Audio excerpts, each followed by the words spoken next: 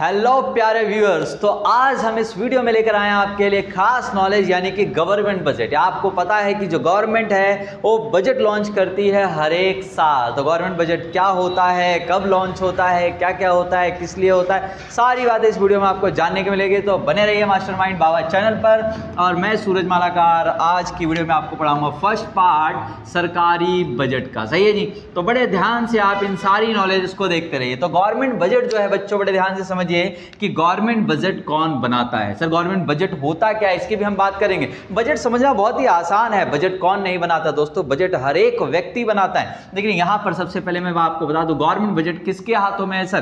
तो government budget किसके हाथों में है सर, तो ध्यान रखिएगा, it is prepare by the finance minister. कौन बनाते हैं भैया, फाइनेंस मिनिस्टर, है ना जी। तो इसे फाइनेंस मिनिस्टर द्वारा बनाया जाता है। यानी कि किसी भी देश के अंदर जो बजट बनाने का कार्य है, अब हर एक देश में है या नहीं, लेकिन इंडिया में तो भाई फाइनेंस मिनिस्टर है। मोस्टली देशों में फाइनेंस मिनिस्टर ही इसका कार्य करते हैं। तो फाइनेंस मिनिस्टर के हाथ में, यानी कि वित्त मंत्री गवर्नमेंट बजट को बनाएंगे। बड़े ध्यान से समझ लीजिएगा, सही है। तो कौन बनाएगा भैया, वित्त मंत्री बनाएगा। बड़े ध्यान से समझ लो, समझ आ गया। तो अभी मैंने ये नहीं बताया आपको कि बजट क्या होता है, सरकारी बजट क्या होता है, लेकिन हाँ आपको ये जरूर बताया कि गवर्नमेंट बजट कौन बनाएगा भैया, फाइनेंस मिनिस्टर। यही हमारे जो है फाइनेंस के हेड है। जैसे हमारे घर में जो बजट है ना, हमारी जो है गृह मंत्री परिवारों में, यानी कि समझ रहे ना आप, यानी कि जो आपके घर में जैसे आपके हेड हैं, पिताजी बना सकते हैं या फिर मम्मी बना सकते हैं ना, दादाजी बना सकते हैं। ये सब जो है जनरली वो लोग बनाते हैं क्योंकि उनको पता है कि भाई क्या क्या हो जाए, बजट होता क्या, ये तो समझेंगे पहले। हाँ समझेंगे बिल्कुल। तो भाई करंटली हमारे यानी कि 2023-24 आपको पता है जो करंट ईयर हमारा चल रहा है, अभी 2023-24 का फाइनेंस ईयर चल रहा है। और इसमें हमारे जो वित्त मंत्री हैं कौन है भैया, मिसेस निर्मला सीतारमण, है ना, सीतारमण। भाई ये जनरल नॉलेज का क्वेश्चन है, ये आपके पेपर में तो नहीं पूछा जाने वाला उम्मीद है, लेकिन ध्यान रखिएगा, समझ आ गया। तो it is prepare by the finance minister, वित्त मंत्री बनाएंगे भैया। और 2023-24 में जो हमारे निर्मला सीतारमण जी इन्होंने बजट को प्रेजेंट किया होगा। बड़े ध्यान से समझिएगा, इसकी वेल नॉन डेट है, इट्स वेल नॉन डेट। ये वेल नॉन डेट क्या होता है sir, it's well known date is 1 Feb. समझ आ गया। कब इसे प्रेजेंट करना होता है भाई, इसे 1 फैब को प्रेजेंट करना होता है। ध्यान रखिए, यानी कि इसकी जो भाई फेमस तिथि है, जो भाई पहले से जो नॉन तिथि है कि भाई 1 फैब को जो है वो बजट प्रेजेंट हो जाना चाहिए, बन के तैयार हो जाना चाहिए, प्रेजेंट होना चाहिए। कहाँ पर, it's well known date is 1 Feb. सही है। प्रेजेंटेड इन, कहाँ पे प्रेजेंट किया जाता है, प्रेजेंटेड इन पार्लियामेंट। कहाँ पे भैया, पार्लियामेंट के अंदर जो है भैया इसको प्रेजेंट किया जाएगा, मतलब संसद में इसको पेश किया जाएगा। बड़े ध्यान से समझ लीजिए। तो हमने कहा भैया जो गवर्नमेंट बजट है वो कौन प्रिपेयर करता है, वित्त मंत्री जी प्रिपेयर करते हैं भैया इंडिया में, है ना। और फाइनेंस मिनिस्टर करंट में 2023-24 में कौन है, मिसेस निर्मला सीतारमण जी हैं। और हमारा जो बजट का डेट होता है बच्चों प्रेजेंट करने का, वो कब होता है, वेल नॉन डेट इसकी 1 फैब है। बाकी according to the government order of government, direction of government, समझ आ गया, कब आना है वो समझ गए होगा आप, क्लियर है। तो बड़े ध्यान से समझिए 1 फैब, तो इसका है कि 1 फैब में संसद में, पार्लियामेंट में प्रेजेंट हो जाना चाहिए भाई, क्लियर है। क्यों प्रेजेंट हो जाना चाहिए आइए समझते। देखो तो सरकारी बजट जो हम पढ़ रहे हैं, यानी गवर्नमेंट बजट पढ़ रहे हैं, बड़े ध्यान से, prepare for every coming financial year. भैया ये जो बनाया जाता है, बड़े ध्यान से समझ लीजिएगा, ये बहुत इंपॉर्टेंट लाइन है। हमेशा जो बजट बनाया जाता है वो आने वाले वित्तीय वर्ष के लिए, हिंदी में आगामी, टफ वर्ड लिख देंगे लोग, क्या लिख देंगे, आगामी, मतलब आने वाला वित्तीय वर्ष, है ना, आने वाला वित्तीय वर्ष के लिए बनाया जाता है। Prepare for every coming financial year. हमारे इंडिया में भाई फाइनेंशियल ईयर चलता है, आपको पता है 1 अप्रैल से जो है 1 अप्रैल से कोई भी ईयर शुरू होता है और नेक्स्ट ईयर के 31 मार्च पे एंड होता है। जिसको हम लोग किसके नाम से जानते हैं, फाइनेंशियल ईयर के नाम से जानते हैं। आपका बैंक, आपका स्कूल समझते हो ना, 1 अप्रैल से शुरू होता है और अगले 31 मार्च पे खत्म होता है। तो भाई सबसे बड़ी बात क्या बताया कि कमिंग फाइनेंशियल ईयर के लिए बनता है, भाई आने वाले समय के लिए बनता है। दूसरी बात यहां पर देखिए मैंने क्या मेंशन किया है, एवरी, हर एक, यानी कि हर एक ईयर बनेगा, ये समझ आ गया, हर एक financial year coming financial year के लिए बनेगा। अब खुद से सोचिए 1 अप्रैल 2024-25 के लिए अगर बनाना हो, बजट कब के लिए बना रहेगा, 24-25 के लिए, तो भाई 1 फरवरी 2024 को प्रेजेंट होना जरूरी है ना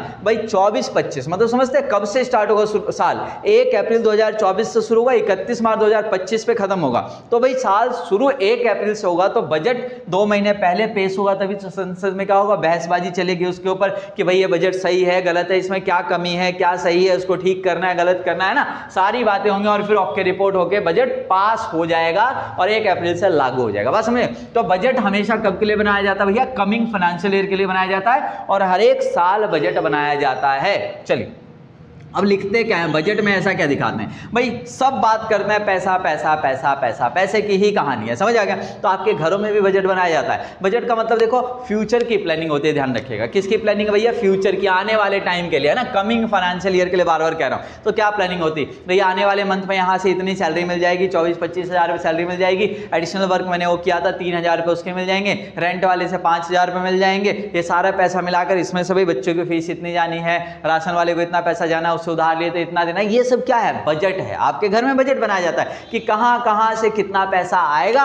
और उसको कहां कहां खर्च करना है। तो ऐसे गवर्नमेंट को भी सोचना पड़ता है भाई कि आने वाले कमिंग ईयर की क्या प्लानिंग है, कहां पैसा आएगा देश को चलाने के लिए और कहां कहां देश चलाने के लिए खर्च करना है, समझ गए। तो देखो यहां पर क्या दिखा रहा हूं मैं, यहां पर शोज ऑल दी, ये इंपॉर्टेंट है, expected receipt, shows all the expected receipts, इसे इनकम भी बोल सकते हो आप, समझ आ गया। Shows all the expected receipts and expected expenditures, या आप पेमेंट्स भी कह सकते हो, समझ आ गया। क्या कह सकते हो भाई, पेमेंट्स भी कह सकते हो, समझ आ गया। देखो पहले तो मैंने बताया कमिंग फाइनेंशियल ईयर के लिए बनता है, बहुत बढ़िया सर। दूसरा मैंने क्या बता दिया यहां पर, shows all the expected receipts, या फिर रिसीप्ट्स को इनकम भी कह सकते हो ना, ऑल द एक्सपेक्टेड एक्सपेंडिचर्स या पेमेंट्स भी कह सकते हो। यानी कि भाई इसके अंदर क्या दिखाया जाता है, सभी क्या अनुमानित, सभी अनुमानित प्राप्तियों तथा अनुमानित भुगतानों, है ना, अनुमानित भुगतानों को दर्शाया जाता है। अब अनुमानित प्राप्तियों को पता और क्या कह सकते हो, अनुमानित आय कह सकते हो। क्या कह सकते हो, अनुमानित आय कह सकते हो, बड़े ध्यान से समझ लीजिए, समझ आ गया। और अनुमानित भुगतानों को आप क्या सकते हो, व्यय कह सकते हो, समझ आ गया। कोई भी एक वर्ड यूज किया जा सकता है। तो इसमें किसको दर्शाया जाता है, मैंने बोला सरकारी बजट में किसको दर्शाया जाता है, सभी अनुमानित प्राप्तियों और सभी अनुमानित भुगतानों या व्ययों को, कहां से पैसा आ रहा है कहां पैसा जा रहा है, यही तो सारा इसके अंदर दिखाना है। तो भैया ये गवर्नमेंट बजट के जो बेसिक पार्ट है मैं आपको वो पढ़ाने की कोशिश कर रहा हूं। और जानिए इसमें खास बात जो जानने योग्य है, अब ये बजट, अब जो आपके घरों में बोला जाता है कि आने वाले समय में, आने वाले मंथ में यहां से पैसा आएगा और यहां खर्च करना, उसका कोई बेस तो होगा, उसका कोई आधार तो होगा, है ना सर। प्रीवियस ईयर वाला, पिछले महीने में इतनी सैलरी आई थी, इतना इतना खर्चा हुआ था, इतना ट्यूशन वाले ने लिया था, इतना उसने लिया था, तो समझ गए प्रीवियस ईयर बेस होता है बनाने के लिए। तो यहां पर पूछा जा सकता है आपके, तो यहां पर लिख देंगे it is prepare on the basis of previous year. कौन सा सर, प्रीवियस, जिसे बेस ईयर भी बोला जाता है, बेस ईयर बजट, है ना, बेस ईयर बजट। भाई ये पिछले वर्ष का जो बजट रहा है उसके आधार पे बनाया जाएगा, सही है। आने वाले वर्ष का जो बजट बनता है उसका बेस क्या होगा, पिछला वाला बजट। पिछले वाले बजट से तो अंदाजा लगेगा, अरे 1000 करोड़ रुपए टैक्स आए थे, इस बार तो 1200 करोड़ रुपए, 1300 करोड़ रुपए का टारगेट बना हुआ है। 1200-1300 करोड़ तो आना ही चाहिए टैक्स का, क्योंकि लोग भाई बिजनेस कर रहे हैं और हम लोग टैक्स का सिस्टम सुधार रहे हैं, तो हो सकता है इतना टैक्स आए। तो ये सारी चीजें बजट में दिखाई जाती है। तो it is prepare on the basis of previous और बेस ईयर बजट, यानी कि पिछले पिछले वर्ष के आधार पर इसे बनाया जाता है। सही है, तो आप समझ गए ना, पिछले या आधार वर्ष। हिंदी वाले बड़े ध्यान से देख ले, बाद में शिकायत आती है भाई हिंदी में नहीं पढ़ाते। It is prepare on the basis of previous year और बेस ईयर बजट, यानी कि यह पिछले या आधार वर्ष के मुताबिक बनाया जाता है। समझ आ गया, पिछला वर्ष का जो बजट है उसके मुताबिक बनाया जाता है। बात समझ में आ गई। तो ये बजट का जो है बेसिक पार्ट था। आइए बजट में और कौन कौन सी चीजों को हम आगे पढ़ने वाले हैं वो भी सारी चीजें इसमें डिफाइन करेंगे, और वो मोस्ट इंपॉर्टेंट चीजें हैं। तो आइए दोस्तों, इस सरकारी बजट में आखिरकार दिखाया क्या जाता है वो तो हमने पढ़ लिया। Expected receipts and all the expected payments of a coming financial year, है ना। तो भैया उसको हम देखिए यहां पर और अच्छे से डिफाइन करते हैं, इसको समझना बहुत जरूरी है। तो सरकारी बजट, बजट में भाई दो ही चीजें होती हैं, कहां कहां से पैसे आएंगे और कहां कहां पैसे जाएंगे।